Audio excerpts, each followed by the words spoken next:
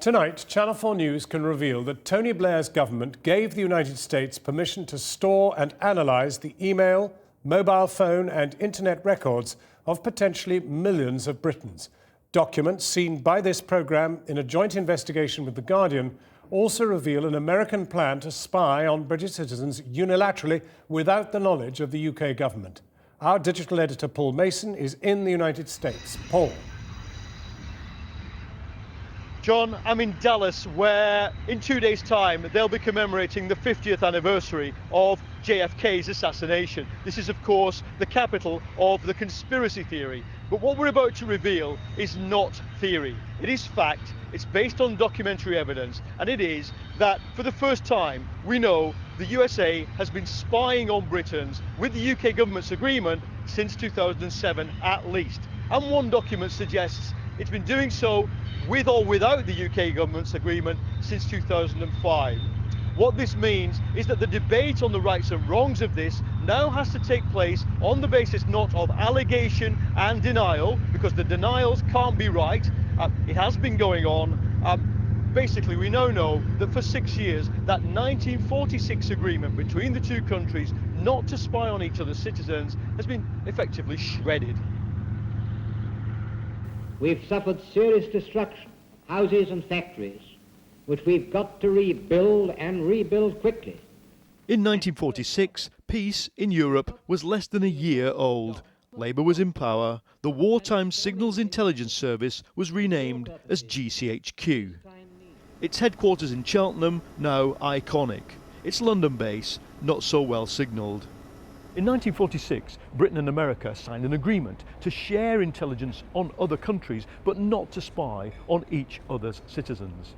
I've seen documents showing how that agreement was unpicked, allowing the Americans to spy on potentially millions of innocent Brits. The NSA specifically. Two crucial US documents provided by whistleblower Edward Snowden tell the story. Channel 4 News has seen these documents. The first is marked No Fawn. That is, not for release, even to British intelligence. By 2004, US intelligence had legitimate reasons to worry about British suspects. There were Brits in Guantanamo, shoe bomber Richard Reed was in a US jail, and US spies were clearly concerned that British citizens could pose a threat to the USA. In January 2005, a draft memo from the NSA proposed a new procedure. Even without UK permission, the USA would, quote, target unilaterally, that is, spy, on British citizens and even British communications systems. The memo makes clear the results would remain no fawn, meaning the UK would not be informed. In the weird world of intelligence, you're allowed to write memos where you show different partners different bits of the same memo. So in the part they showed GCHQ here in London, the Americans said they might target Brits with the full knowledge and cooperation of the British government. In the bit they didn't show them, it said they would do it unilaterally and without telling the British government. We asked the US government if this memo had ever been actioned. They declined to comment.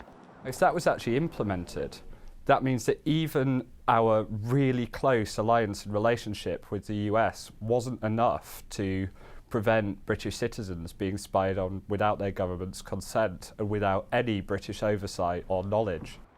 But a second document, seen by Channel 4 News, gives a fascinating glimpse into the extent of American spying on British citizens done with UK agreement. The problem arises because of the large amounts of data we all generate as we interact on email, mobile phone, chat services.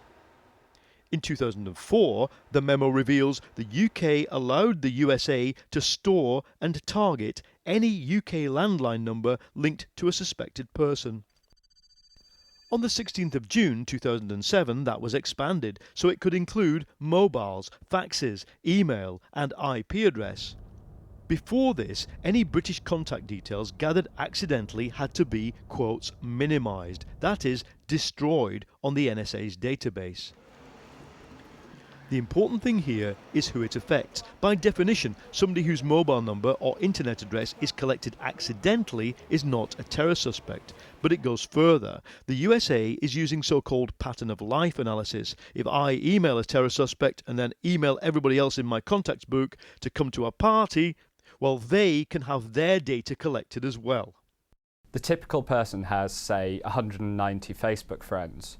By the time you pull in their friends and their friends too, you're looking at a network of 5 million people.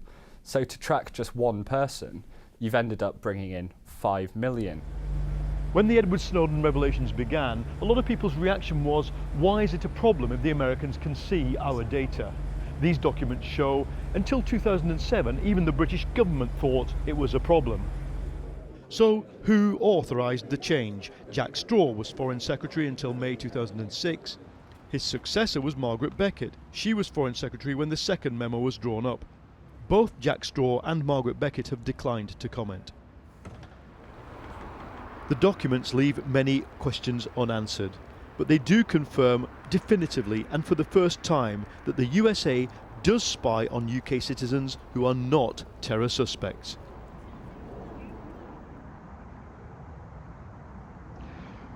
Well, John, there's a lot of questions remaining unanswered here, and that is, first of all, we don't know what happened to that 2005 memo. It was a draft memo. We've tried to find out. We don't know. Likewise, with the agreement with the Americans to let them spy on Brits, you would like to think that somebody involved in overseeing UK intelligence can answer the question, what did we get in return? You would like to think that we did get some security in return. But the wider debate will continue about the rights and wrongs of this kind of surveillance. It is mass, it is strategic, it is not effectively targeted on individual people, but scoops in a whole bunch of data from manifestly innocent people. What is the problem with that? As you've just heard, the British government didn't want that to happen until 2004, 2007. And if you think about it, there are about 500,000 people in this country, America, who are private contractors with access to this top secret information, collected here, but involving British citizens. We know one of them, Edward Snowden, escaped to Russia with rather a lot of that information. So it is manifestly, or has not been, secure. The debate will go on, but it's at least now we've seen these documents and revealed the basic contents, we can have that debate on the basis of fact. Paul Mason in Dallas. Well, now, we contacted GCHQ, but they declined to comment. The NSA said its operations comply with the laws of the United States and its allies. The Foreign Office refused to comment directly, but stressed the close relationship with America. It also pointed out that GCHQ has warned that people linked to surveillance targets may find themselves monitored.